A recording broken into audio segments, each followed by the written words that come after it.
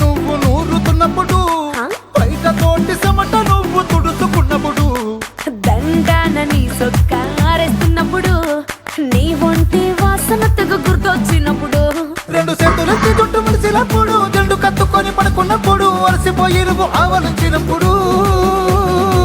వచ్చుండై feelings వచ్చి వచ్చి చంపేస్తుండై